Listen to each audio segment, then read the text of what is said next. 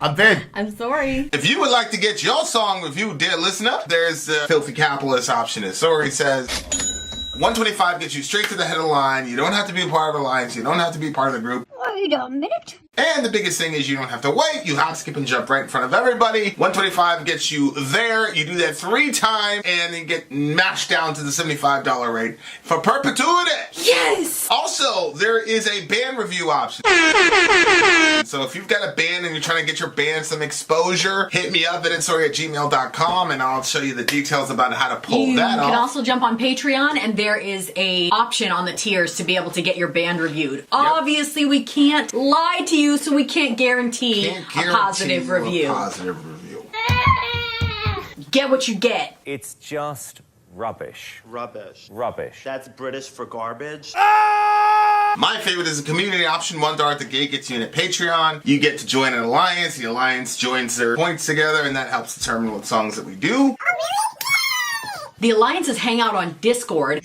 Message me on Patreon to get the link. And they do all kinds of other cool things. They do Minecraft, Dungeons and Dragons. Yeah.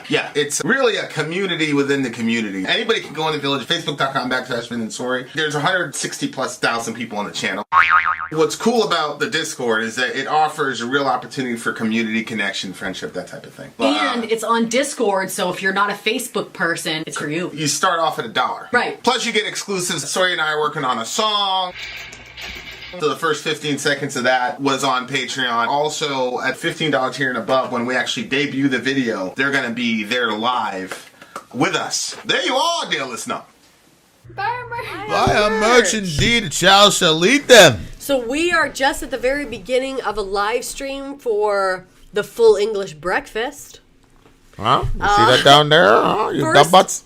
First song on the list is Grima or Grima, Howl at Night. Grima are from Siberia and play atmospheric black metal. This is majestic, and the spirit of black metal as music is imbued with cultural mythology and sounds that make Grima really awesome. There's a lot of really good black metal from our Eastern brethren. This track taken from the album The Will of the Primordial that was released in 2019 on Nature March Production. What? You want to read it right there? Nature Macht Productina. I'm assuming that's Night Nature Productions. Yeah, probably. Right? Nacht would be night. So Natter Nacht Yep. Productina, I guess. I don't know. I probably completely butchered that pronunciation. So anybody who is German or Siberian, whatever Natter Nacht means, or Natter Macht. It's Natter Macht. Okay. Natter Macht Productina. We can't all do Mark 513. No, we cannot all do that. However, what we can do is listen to some badass metal. And Sadie's here! Hey! If I'd had my meltdown around Sadie, she'd have thrown some, virtual sage at the situation. I agree. And I'd have been, we should burn some sage in here, bro. I agree. Well, I don't know. I actually don't like the smell of burning sage. Not your sage. Rude. All right, here we go, guys. I was going to say Nattermacht. It's not Nattermacht. It's Grima, Howl at Night, a majestic metal band. Tina's description is like almost much more artistic than probably anything we're going to hear in it. Because it's so beautiful the way she described it. All right, guys, let's go. Howl at Night.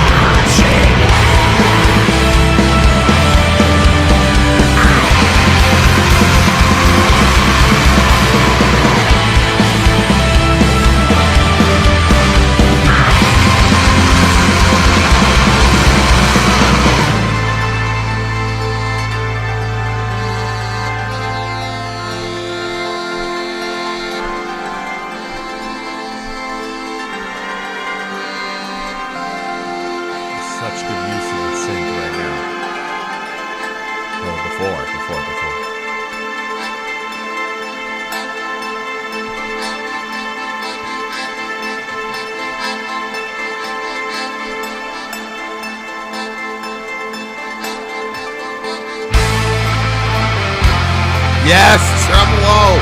You knew I was gonna like this part.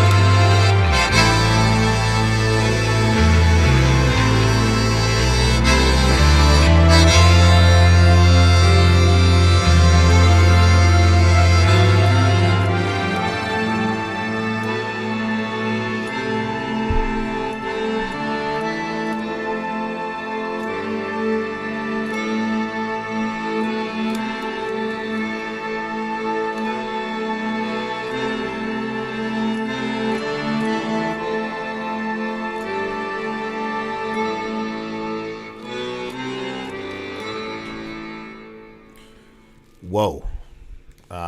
She was absolutely right in that description. So that Holy I think smokes. there was an accordion in that.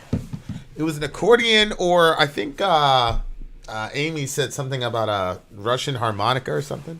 Oh. I'm not sure. I'm not sure. Heard of a Russian harmonica. But Ben is a no-show since I exposed his age and location last time. That's a joke. We don't dox people here. She could though. Okay. But she won't. So I truly enjoyed. Obviously, I enjoyed the song. I love the melody. Everybody knows that I love tremolo picking. I love that stuff. It's my favorite stuff in the world, metal-wise. And I love symphonic, harmonic, melodious black metal. It's just something that gets you really, really deep in the soul. Obviously, I'm going to be listening to this tonight because, I'm not having a very good day. Actually, I'm having a decent day, actually. I'm having a decent day. That little thing at the beginning, is what it is. But I'm actually having a decent day today. It's a pretty good day today. So anyway, yeah. So what I did, I'm very, very, very, very focused on the lyrics. But I'm like, nah, bro.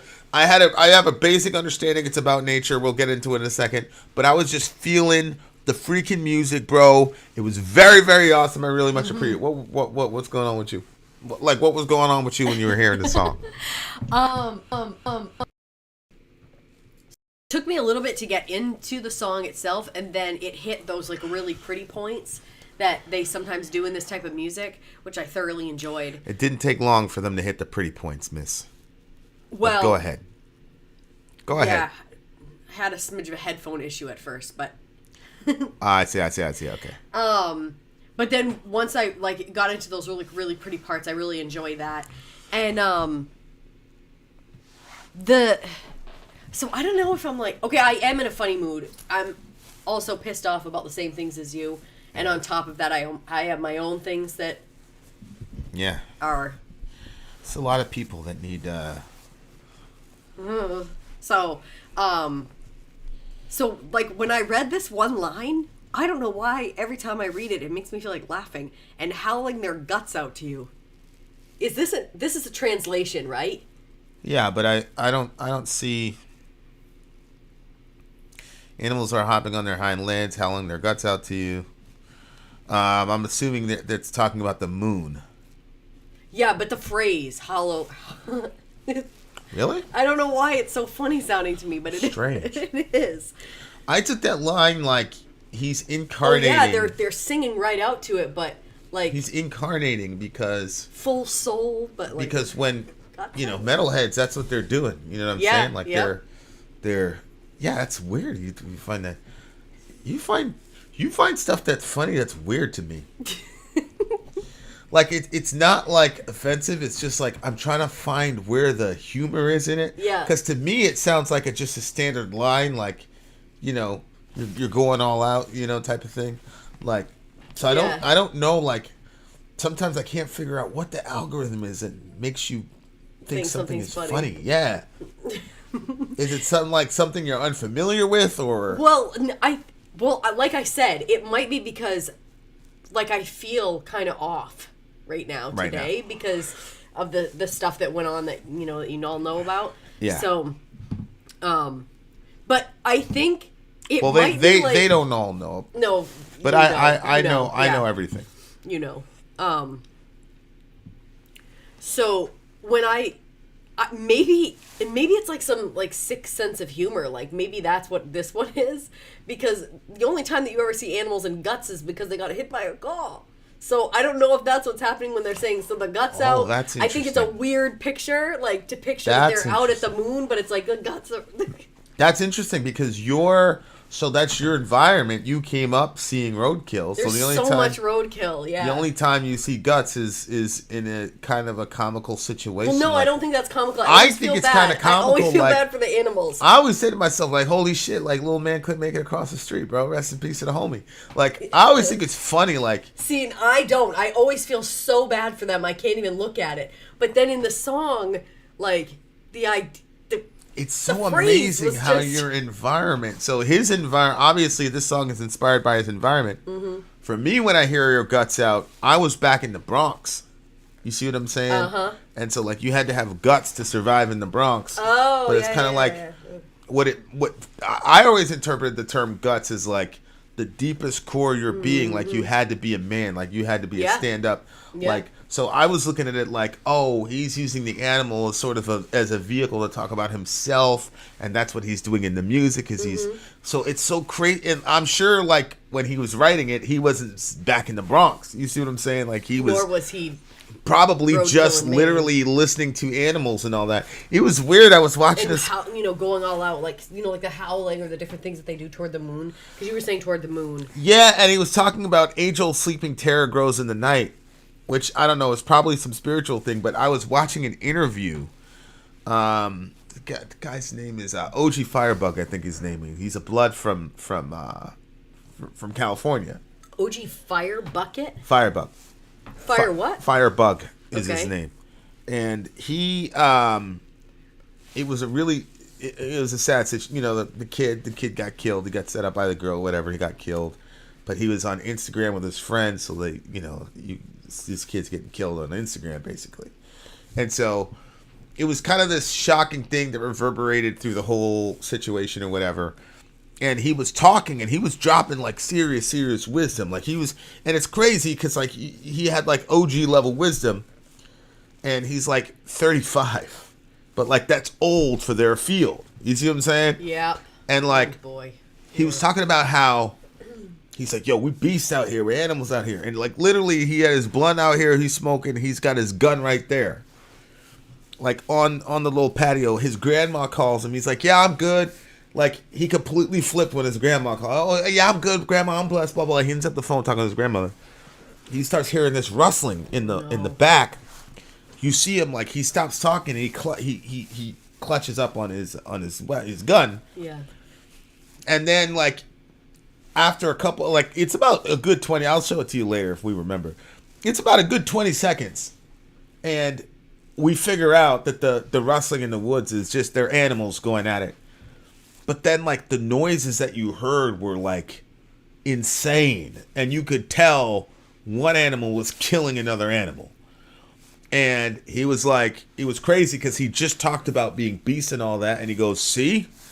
And it was just like, it was terrifying the way that it sounded. I know, it really does sound really horrible. It was really terrifying. And it was really terrifying, like, watching it because this kid had just got killed on camera. He's talking about it. He clutches up on his weapon. He starts, looking around, and it's just these and so he's talking about like terror in the night. Like you're hopping on hind legs and all that. And that's the other side of nature. Like we always talk about. Oh, these guys, especially pagans, are really good at contacting nature. Mm-hmm. But what's interesting here is like, yeah, but nature's also fucking terrifying, bro. Mm-hmm. You know what I'm saying? Hank Hanegraaff used to say nature's red in tooth and claw. Like nature's red? Yeah, nature is red in tooth and claw. Oh boy, yeah. So it's just a crazy, it's just a crazy. So I'm thinking about this stuff as I'm like listening to the songs lyrically, and it's just like, damn, like, but in the backdrop of that, the Bronx, the woods, the animals tearing each other apart, their throats and all that. In the backdrop, there's this insanely beautiful music. Yeah. That's the contradiction of existence. Mm-hmm. You know what I'm saying? Like it's so crazy, but yeah, shout out to DJ Franco, by the way, one of the homies. But yeah, like that was just a crazy line to me, And it says right there, like, let the thunder's roar be the master's wish. Let this lightning, let his will be lightning and storm. Those who lived in the woods know of his strength. They know that the storm comes with hardships. There it is. In pitch black forest, deep and cold, prayers be howled about you. Watchfires be lit. I mean, this guy can write. Holy shit. Watchfires. That's a brilliant line. Mm-hmm. I just love that. I wonder what that term sounds like in English. I mean, in his native whatever. Shout out to Seven Dusted, by the way. So yeah, that was such a. It's really. This is like one of the first songs really that's a celebration of nature, but also a recognition of the fallen nature of nature. Yeah. Yep. And that's it was really interesting because we're listening to this thing on Chaga. So Chaga root is basically it's like mushroom. It's a mushroom. It's mushroom tea, and it's not just mushrooms from the grocery store. It's a mushroom that grows on the side of a tree. it's bark of birch, right? And so like most people don't drink it this black, but we're extreme on everything. Most people don't drink this much. I drink about this much a day of Chaga, and then a gallon of water a day. And vitamin B. Honestly, if you do that with a regimen of vitamin B6 and some echinacea, you're in good shape. I know it sounds like woo-woo, but honestly, you'd be in good shape if you do that. I reacted a lot better than you, and I'm convinced that's why. Yeah. But like remember that guy was talking about it? Like so honestly, Chaga is actually it functions as a parasite of the birch tree. Mm-hmm. And what's crazy is, so I'm going to read that line again. It says, in pitch black forest, deep and cold, right? Mm-hmm. Not very nice conditions. That is the conditions that Chaga comes, and it's like the number one food in the world. And like, it takes like a super long time. 5 to 10 years for you to be able to grow it, for it to grow to where you can harvest it and get all the benefits that Chaga is famous for. Like you cannot manufacture it and you can't harvest it and plant it. Like Americans are going to do that, and Americans who haven't done the research are going to buy it and they're going to make millions, but they're not going to get the super crazy benefits. Mm-hmm. Here's why. Chaga comes up in these really harsh conditions. It attaches itself to the birch tree and it functions as a parasite. Well, the birch tree fights it back. So then the Chaga has to adapt and kind of mini evolve in real time to come up with other things to fight what the birch tree is trying to do. Mm-hmm. And it's those kind of it's that evolved I forgot the term that the guy used. That is where all the qualities come in and all the rest of it. And that's what you're getting when you're imbibing Chaga. So the guy was basically saying like it has to grow up in these harsh, horrible conditions. Yep. Because what it does to adapt to survive, adaptogen is what it's called. That's what it's called. What it does to adapt to survive, the molecular transformations and things like that, those are the actual nutrients that we end up using. Mm-hmm. So it can't be mass produced. Mm-hmm. It's got to come out of grind and struggle and strain in Arctic and Nordic environments, and in Sweden, in Siberia, North America, and all that. Maine as well. Yeah. Ours, we know a guy. Shout out to Adi Govindadas. Like he's on his shit. And it works. It's crazy. It's like mega healthy food, bro. Like it's unbelievable, but it comes out of that struggle, man. And it's like God is telling you something. Like if you would just listen to nature, you'd pretty much learn everything you need to learn. But I'm so happy that they talked about the struggle. It's not just a romanticization of nature. It's interesting because I'm not a nature person, so like I get all my love of nature from music actually. Honestly, like it's kind of weird. So funny. It's kind of like white boys who like listen to gangster music. All of a sudden they throwing up gang signs and shit. It's like that. Like you've never been about that life, my G. Like I've never been about the nature life, and I got woods right outside, bro. Like, and I'll never walk in them unless you want to. And there's ancillary benefits. What? We might run into some Chaga. Oh, didn't know that's what you meant. So, like, anyway, that's just a crazy thing in the way that they were talking about that. Like, and it just made me think about the Chaga, and I was like, damn, metal is like, there's no other genre of music where you can do that shit. But go ahead. What were you saying? I liked this part. In pitch black forest, deep and cold, prayers be howled about you. Dusk is tricking the eye. The storms carry gloss over the forest. And I'm not sure, like, I picture, like, a wintry scene. And, like, in Maine, I don't know if it was, like, 98 or what, we had, like, this giant ice storm. And it just kept raining.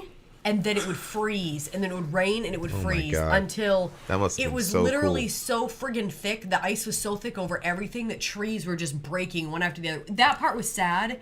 Like, every time I heard you, like, went outside and it was one tree. It wasn't like, you know what's the difference? It's the difference between, you know how if you go and we lay outside and we look at the stars, you might actually see a shooting star. or somebody that you're with might say, hey, I just saw a shooting star. Yeah. But then you have the nights where like I don't know, it's the comet storms or whatever, where it's like bang, bang, bang, bang, bang, bang, bang. There's so many shooting stars. It was like that with the trees. Like, you know, you might randomly hear a tree cracking in the middle of winter, but this was like continuous.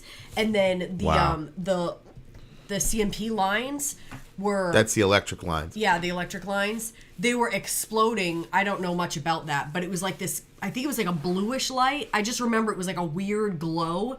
And you kept seeing it like going all over the place, and then trees were bright. It was just crazy. And then in the mornings, the sun would come out so bright, and it would just shine through all of this. It looked like glass over everything. It was just shining through everything. The pictures that I have in my mind from that time is, you know, my memory's not that good. Yeah. That's clear as anything. It's vivid. It's so beautiful. Did you guys take pictures and all that? You did, but the cameras were not that good then. So even if you got it, it wouldn't be even that good. Yeah, you know. And anyway, so I had to go to the back because we had a bunch of people staying at our place. I had to go to our old like camper and take the mats out of there so people could sleep on it in our house. When I went out the back, I was, you know, probably 12 or something. I don't really know. I went out the back and the ice was like straight down the hill. And when I slipped and I slammed down, I thought for sure that would break the ice. And then but it didn't. It was so thick. As even after I slammed down, I just slid down that hill like it was a slide. And I went straight out almost into the road. It was like just glare ice everywhere. But it was absolutely beautiful. And so when it said that, the storms carry gloss of the forest, that's what it made me think. It was just that glass everywhere that happens, you know, during a storm. Blizzard chokes hard. Shout out to the Misery Machine. Look at that. As ghosts do. Are you talking about the ice storm? Yeah! Yeah, that's exactly what I'm describing. And I was pretty sure it was 98. I started out by saying that, but I was not completely clear. All right.